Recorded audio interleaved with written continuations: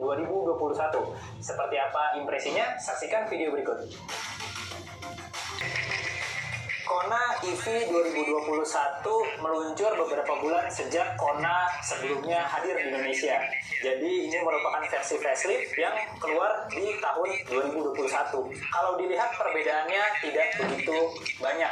Perbedaan paling mencolok datang dari desain fascia.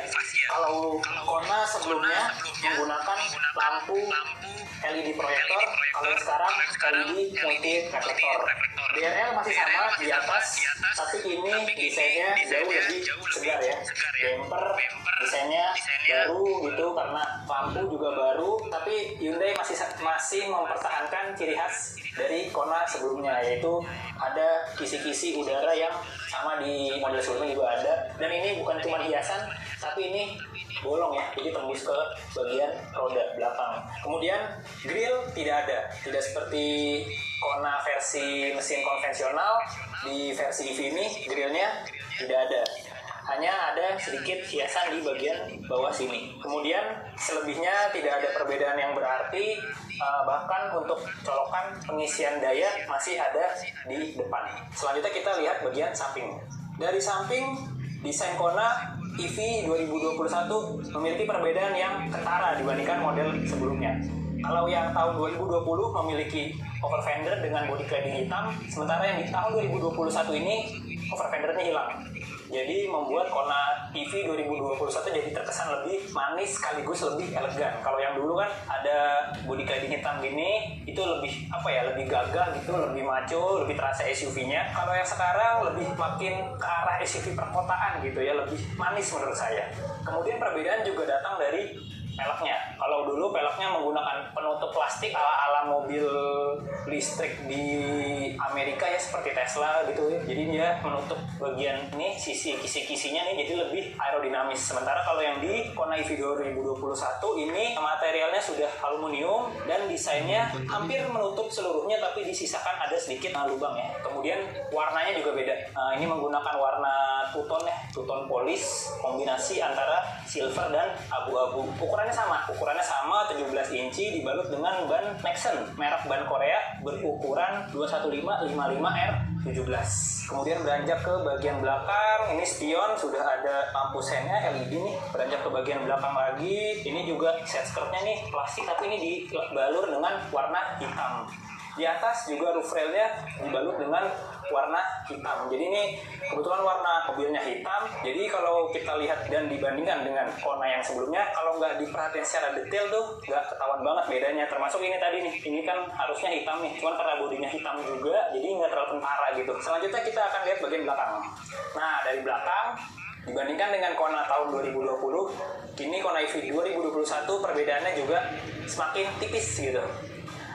Praktis, lampu belakang sama nih, di sini DRL, kemudian DRL sudah LED ya, kemudian lampu sen di bawah, lampu mundur juga, dan ada reflektor mata kucing, ada logo elektrik nggak lupa, dan logo Konanya di sebelah sini. Desain secara umum tampilan belakang masih sama. Kita lihat bagasinya seperti apa. Pintu bagasi sudah menggunakan tombol elektris, tapi pembukaannya masih manual. Di belakang kapasitas bagasi memang cukup terbatas, nggak terlalu besar, tapi ini masih cukup lah untuk membawa beberapa koper ya. Koper besar mungkin satu, kemudian kalau misalnya koper medium nih bisa 2 atau 3 nih ditaruh maksud saya. Kemudian di belakang nih juga ada lampu dari LED, lampunya udah ada hook juga, dan di bawahnya lagi ada ruang penyimpanan. Ini bisa untuk menaruh barang-barang yang basah mungkin ya, soalnya ada partisinya, dan di bawahnya lagi ada dongkrak. Kemudian ada ini juga nih, alat pemompa dari elektrik ya. Jadi kalau misalnya sewaktu-waktu kempis, bannya lagi darurat bocor atau mungkin bisa menggunakan alat ini. Dan gak lupa juga ada ini nih, alat untuk mengecas di rumah.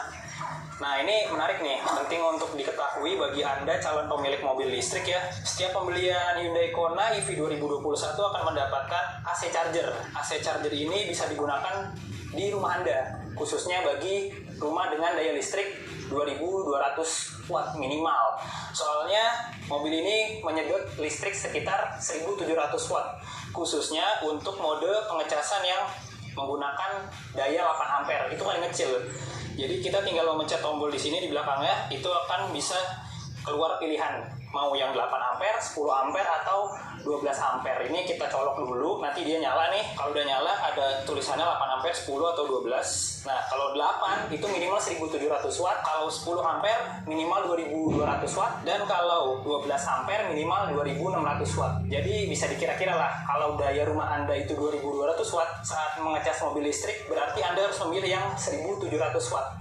Artinya masih tersisa sekitar 500 watt untuk keperluan listrik di rumah Anda. Kira-kira itu mungkin kebutuhan rumah tangga normal ya, seperti mungkin lampu atau mungkin TV, kipas angin masih bisa, tapi kalau AC kayaknya nggak bisa. Soalnya saya sudah coba di rumah saya, rumahnya langsung anjlok. Ini tadi AC chargernya. Sementara kalau Anda ingin memasang wall charger dari Hyundai itu juga bisa. Dengan menggunakan wall charger, maka Anda harus meningkatkan kapasitas listrik di rumah menjadi minimal 6600 watt. Efeknya pengecasan bisa jadi lebih cepat, lebih besar dayanya, sebab jika Anda hanya menggunakan AC charger ini, pengecasan memakan waktu yang lama, kira-kira dari 0 sampai 100% mencapai 19 jam. Nah, sekarang kita lihat bagaimana interiornya. Nah, sahabat Kompas Otomotif, di dalam interior Hyundai Kona EV 2021 praktis tidak ada perbedaan signifikan dibandingkan model 2020. Warna interior sama, kemudian fitur-fitur di belakang juga masih sama. Tapi yang jadi catatan saya, ternyata akses masuk dari mobil ini cukup mudah ya, meskipun pintu belakang terbilang agak berat, tapi ternyata ketika masuk nih kita tidak perlu menundukkan kepala. Khususnya untuk saya yang tingginya 165 cm ini nggak perlu nunduk di bagian pintu sini, gampang aksesnya. Terus di belakang ruang kepala juga terbilang lega nih. Nah, ini yang untuk saya tinggi 165 cm masih tersedia sekitar 8 jari nih, jujur 8 jari. Karena di belakang sini ternyata ada coakan yang ini nih memungkinkan headroom lebih luas. Kemudian kalau kita bicara material, di belakang memang masih didominasi plastik keras, tapi di bagian sini ada material empuknya nih. Dan di bagian armrest ini juga material empuk. Sementara bahan interior jok menggunakan bahan kulitnya juga masih sama dengan model sebelumnya, dengan armrest yang ada 2 buah cup holder. Di belakang senderan mungkin tidak terlalu rebah, dan ini juga tidak ada pengaturannya, hanya satu setelan doang, cukup tegak namun masih empuk ya. Ini masih cukup nyaman untuk perjalanan jauh gitu. Dan satu lagi, ruang kaki juga masih luas. Ini posisi mengemudi saya ternyata masih memberikan jarak yang cukup nyaman ini, sampai 8 jari lebih. Dan kaki juga bisa dimasukkan ke bagian kolong kalau kurang lega. Di tengah ternyata masih ada sedikit tonjolan tunneling nih. Jadi mungkin untuk Anda yang duduk di tengah ini harus sedikit mengalah kakinya ke kanan dan ke kiri, tapi nggak masalah, masih cukup nyaman.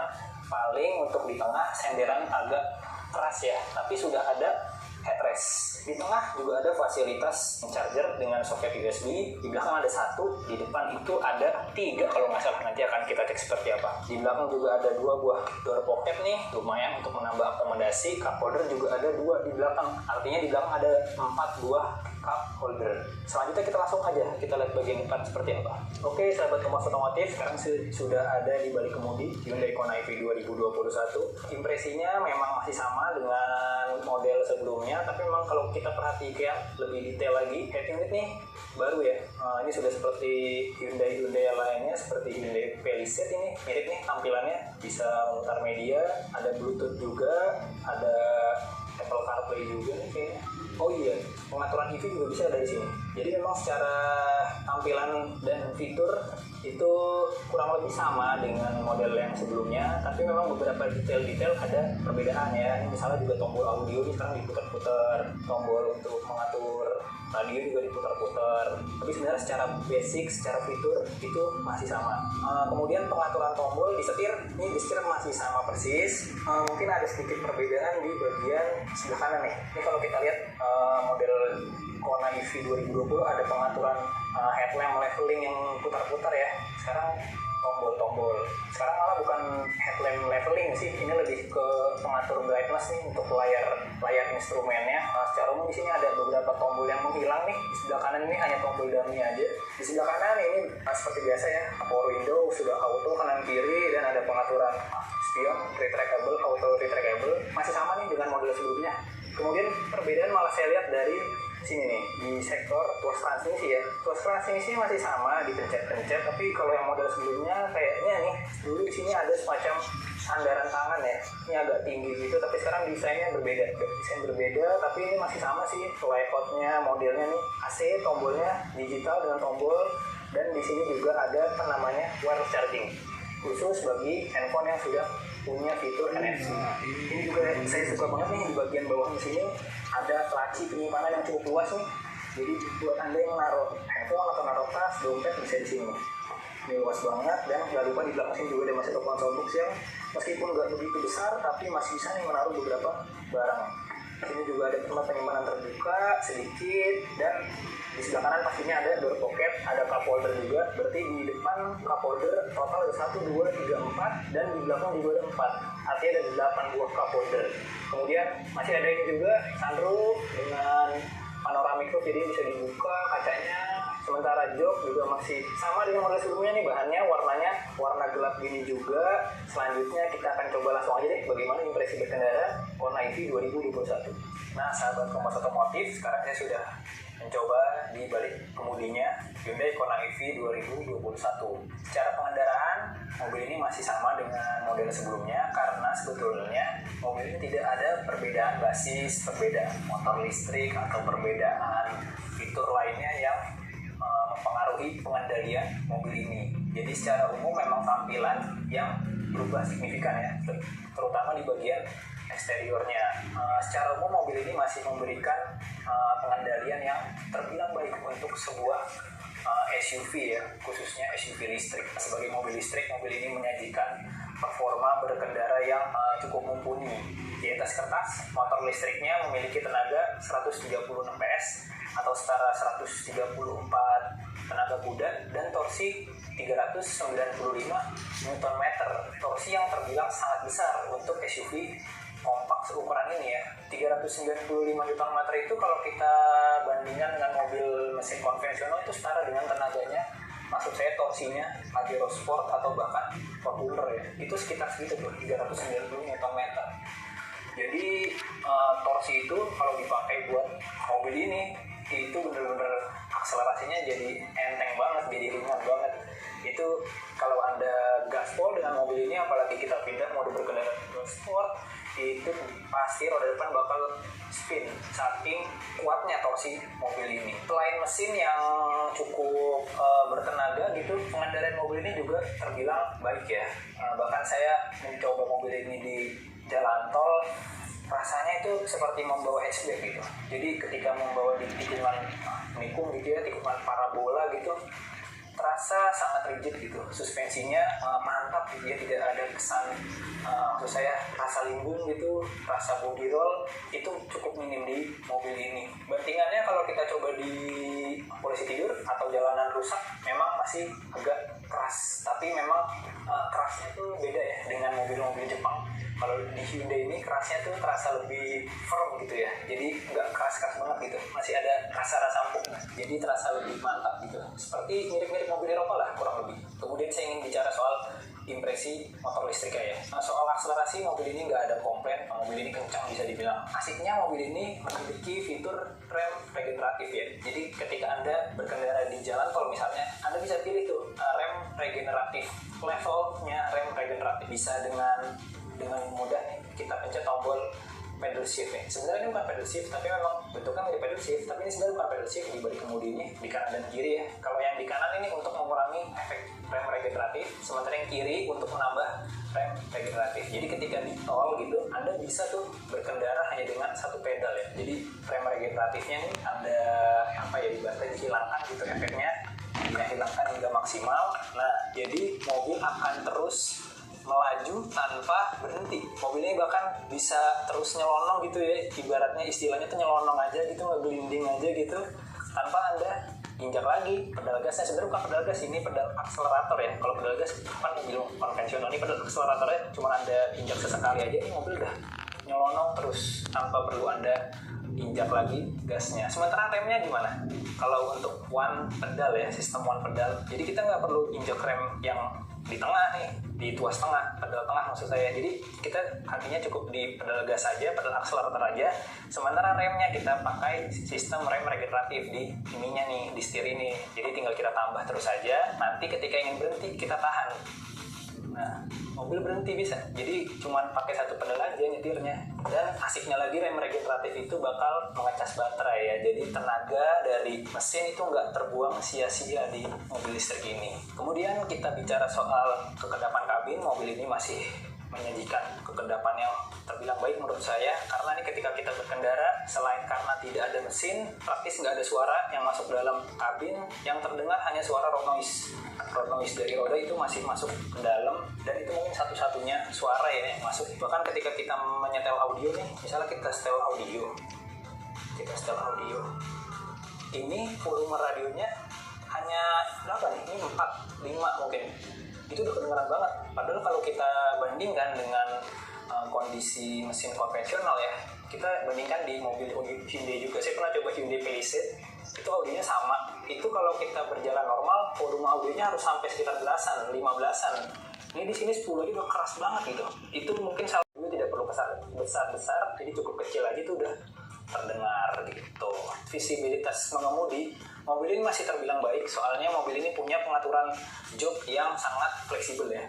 Mobil bisa diatur tinggi rendahnya secara elektronik nih. Kalau Anda masih kurang tinggi, bisa ditambah tingginya sampai tinggi banget juga bisa nih. Anda akan bisa melihat kap mesin di bagian depan nih. Kemudian setir juga bisa diatur sangat fleksibel, naik turun, kemudian maju mundur, jadi memberikan posisi duduk yang sangat ergonomis.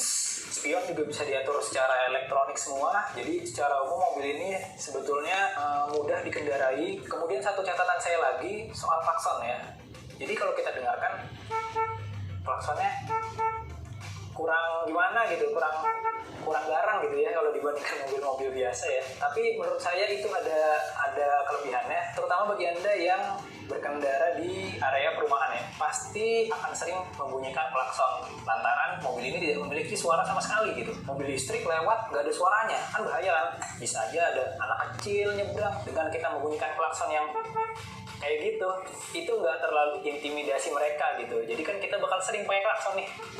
Nah, jadi kalau suaranya nggak sangat bersahabat kan, suara klaksonnya itu jadi lebih terkesan lebih aman gitu, nggak bikin orang kesel, nggak bikin orang kaget juga gitu. Jadi mungkin itu sisi positif dari suara klaksonnya. Bicara soal konsumsi BBM, maksud saya konsumsi listrik, di MID-nya berdasarkan pengalaman saya berkendara di jalan kota, di jalan tol, menghasilkan rata-rata sekitar 9 km per kWh. Nah, mobil ini memiliki baterai berkapasitas 39,2 kWh. Jadi, sebagai ilustrasi, kalau kita mengisi penuh mobil konvensional ya dengan BBM Pertamax misalnya, itu kan sampai sekitar 300 ribuan. Sementara di mobil ini untuk mengisi baterai hingga penuh cukup 50 ribuan. Jarak tempuhnya bisa mencapai 300 km lebih gitu. Artinya 50 ribuan ke 300 ribuan tadi selisihnya lumayan banget kan, 250 ribu. Jadi penggunaan mobil listrik ini bakal menghemat biaya Anda, terutama biaya untuk pengisian BBM.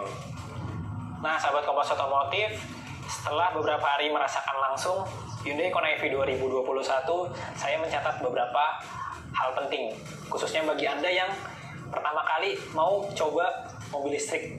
Bagaimana sih cara mengecasnya, kemudian berapa biayanya, kemudian susah nggak sih ngecas di rumah? Nah, kita jabarkan beberapa detail pentingnya ya. Pertama soal mengecas. Kalau kita mengecas di rumah, pastikan listrik Anda cukup. Seperti yang tadi saya bilang, pengecasan menggunakan AC charger bawaan mobil ini perlu daya minimal 1700 watt. Jadi, Anda harus pintar-pintar mengatur daya pengecasan yang lebih besar sehingga bakal menghemat waktu Anda. Kalau di rumah tadi ya, misalkan dengan daya listrik 2200, pengecasan memakan waktu yang lama. Dari 0 sampai 100% memakan waktu 19 jam. Jadi kalau di SPKLU Anda cukup mengecas sekitar 1 sampai 2 jam ya. Itu yang DC ya, DC charger ya. Tapi kalau yang AC charger itu mungkin bisa lebih lama. Jadi Anda harus pastikan SPKLU-nya menggunakan DC charger supaya lebih cepat gitu. Kemudian bicara soal harga, Hyundai Kona EV 2021 saat ini dibanderol sekitar 690 97 juta on road Jakarta. Nah, di kelasnya mobil ini bermain sendirian. Kompetitornya mungkin ada dari merek Amerika Tesla ya, tapi harganya mencapai 1,3 miliar ke atas. Terbilang sangat mahal. Jadi ini adalah salah satu pilihan mobil listrik termurah ya, selain Hyundai Ioniq ya. Hyundai Ioniq itu lebih murah, sekitar 670 jutaan, lebih murah dari ini. Tapi Kona EV